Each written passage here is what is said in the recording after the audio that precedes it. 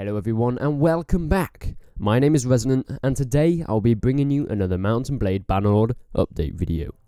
Now today we'll be talking about a rumour that has been going around the Mount & Blade community for quite some time. Will the new Mount & Blade Bannerlord game be coming out for console? It has been reportedly confirmed by a Tellwolves developer. Listening to how I say reportedly confirmed, we can't confirm anything for definite just yet. That Mount & Blade Bannerlord will be released on the console. This will of course most likely be Xbox One and PS4 and the new consoles coming out in the future. Now it has been reported that the PC version has mostly been feature completed and the console version, if it's happening, will be developed by a separate team. This means that many worries of a console version holding back the PC version of the game can mostly be eradicated, but only time will tell. As I said before, Mount & Blade Bannerlord on consoles cannot be completely confirmed, as other sources quote that it is a little too early to talk about the possibilities of a console release right now. It is something that we have on our minds and the project is not confirmed. So from this what we can see is at the moment there's no definite decisions that have been made about a console version of Bannerlord, but it's definitely a possibility and Tellwolves are definitely keeping it in their minds. So, now if you've been filled in with the background of this topic, I've set out to find out what the Mount & Blade community thinks of the idea of the Mount & Blade series coming to console. And so, an announcement was posted on the Mount & Blade Bannerlord official Steam group about your thoughts and ideas about the limitations and advantages of Mount & Blade Bannerlord coming to console. I have picked out a few and I'll be going over and expanding on the points made by many members of the community. Okay, so the first one comes from King Beyond the Walls.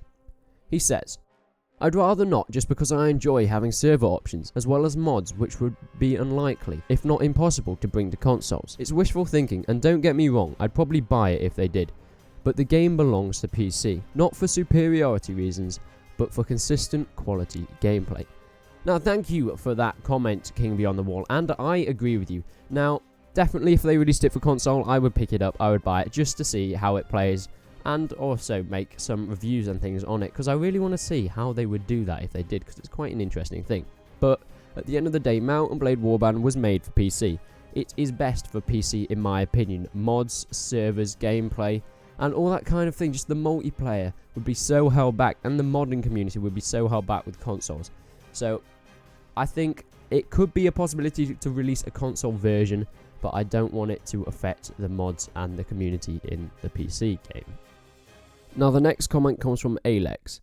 His pro is, it brings more people with nice heads on their shoulders in. So yes, I do agree with that. It will definitely bring in a wider audience to the Mount & Blade community. Now this could be a good or a bad thing. We don't know. It depends on the kind of people that come in. There's always going to be bad people that come into the community.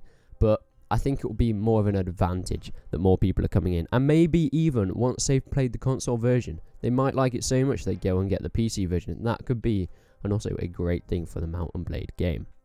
Now he says in his con, danger of shifting wholly to a console demographic. Mount & Blade should stay foremost PC focused. Console will suffer from extreme limits. And yes, I agree with you. Now the danger of shifting to a wholly console demographic could possibly be something. But as they said, separate teams doing separate things. So hopefully they'll keep both things separate. And hopefully the console thing won't bring the PC game too far. And it will stay as a Mount & Blade PC game as everyone knows and loves it. And yes, it needs to stay PC focused because the console will definitely have limits. I mean, we can't get that many people on the console games at the moment. On the servers, I mean, Battlefield on PC has 64 players per team. So that on a console would just, it wouldn't work basically. Because we can't get 200, 300 people on a console server. That it just isn't possible with the resources the consoles have at the moment. So PC kind of needs to be their main focus, in my opinion. Thank you for that comment, Alex. Now, Samurai says, Warband works well with the controller, so I think this game would suit console well. Plus, PS4 users, like me, need some more decent games. Now, this is obviously on the other end of the spectrum. Most of the other comments have been, we don't want it on console. But I wanted to add this in, as it kind of adds a different viewpoint on the Bannerlord on console. Now he says that Warband works well with the controller. Personally, I have used it with the controller, and in my opinion, I don't think it works anywhere near as well as a keyboard and mouse. But maybe for him, kind of the casual console controller works with Mount & Blade well for him. but PS4 users like him need more decent games. Now, that is, of course, his own opinion, whether he likes PS4 games or not, but obviously bringing Bannerlord to the console will definitely be an excellent addition to the PS4 library and the Xbox One library. So I think kind of what he's adding in there is it will bring more people into the game. A lot of people will buy it, which would obviously be good for Tailworlds, and it could also bring people into PC gaming. Now, Kingsguard Beast says, I think a console version of Bannerlord would be good, because many, and yes, I mean many, people are playing on consoles. Most of them are the 14 to 17 year olds, which means they might not have money to buy a PC that is good enough for Bannerlord. Another advantage would be that Tailworlds would earn much more money from the console players. So this is another one for the consoles. And he makes the points that people don't have the money to buy a PC that can run Bannerlord. And I did make this point, would Bannerlord exposure be a bad thing in that video, that many people won't be able to buy a PC that can run Bannerlord, at least not to the optimum point. And that will deter many people from getting the PC version of the game. So a console version of this game would definitely make it more accessible to a wider audience, like we said before. And also, it would bring Tailworlds much more revenue, and that could lead to more DLCs, more additions to the games, more updates, and everything. It would really help for the DLCs and the additions to Bannerlord. Thank you for that comment, Kingsguard Beast. Now the next one comes from 17th Nicholas. I think putting it on consoles will give Mount & Blade a wider audience, and more people would know about Tailworlds, but some of the old PC gamers, including myself, wouldn't like it, as they've seen the series as one the PC can be proud about, and not being ruined by 11-year-olds on microphones. Now, yes, definitely the wider audience thing is definitely a really good point for consoles. It's probably the best point that I can think of why Mount & Blade Bannerlord would want to be on consoles. It would make a lot of people play it, a lot more people than just PC, because the console is a massive audience. Some say it could even be more than PC gaming at the moment, but PC gaming is on the rise. But I think Mount & Blade, just to me, it feels like a PC exclusive game. It feels like it works the best on a PC and will always be the best on a PC. And I think the thing about the 11-year-olds on microphones, I think yes, there are more mature people on PC, since it does cost more to get a decent gaming PC, and consoles are more accessible to the younger audience. But I don't think the 11-year-olds on microphones will be stopped by a PC exclusive game. I think that's inevitable wherever. The Majestic Sharky says, as long as it wouldn't downgrade the quality of the PC version, I'd be alright with a console version, which would increase the fan base tremendously. And once again, we have a comment about the audience being wider with the console version, which is a really good point. Thank you for that, Majestic Sharky. But with the downgrading of the quality of the PC version, yes, that is a massive possibility. But if it is true, what I read to you before, there are separate teams developing each one if the console version does end up happening. So hopefully, if there is a console version, it will not downgrade the PC version too much, or if any at all. Vanilla says, it would work just as well. I believe archery would be a bit of a pain, but I could get used to it. I think the real problem would be the lack of a modding community. We all know how big a role that has played in the other Mount & Blades. And yes, thank you for that comment, Vanilla. I think that is a really good point to make, and I was going to bring that one up myself, since I think it is a massive thing and limitation of consoles. The modding community.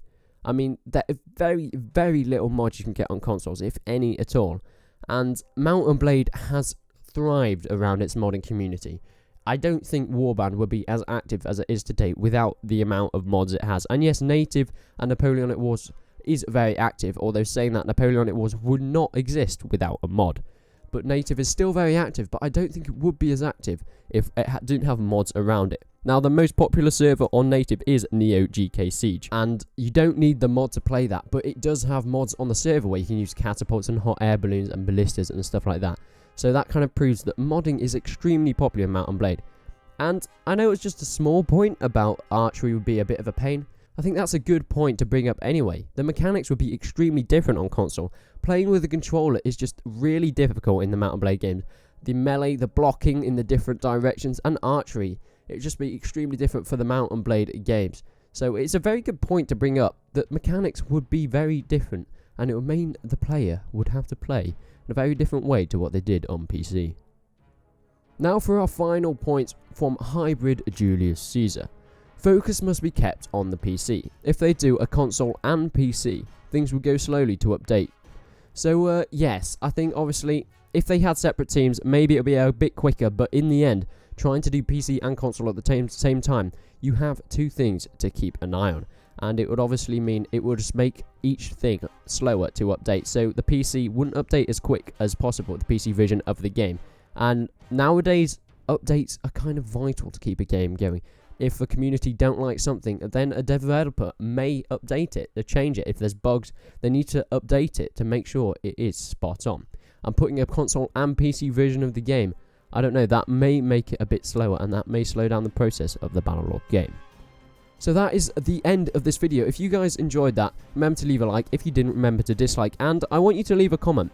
What are your views on the console? If you have not been featured in this video, what do you think would work and what wouldn't work if Bannerlord came to consoles? Now, something I'd also like you to leave a comment about is, do you have any other ideas for Bannerlord videos? Now, obviously, I've covered a wide range of topics of Mount & Blade Bannerlord and the things coming to it. But if there's any ideas you have that you think would make a good video, remember to leave a comment about that and you may be featured in the next one. So, thank you guys for watching. Remember to subscribe to the channel for more Mount & Blade Bannerlord updates and Mount & Blade goodness. But until then, I will see you in the next one.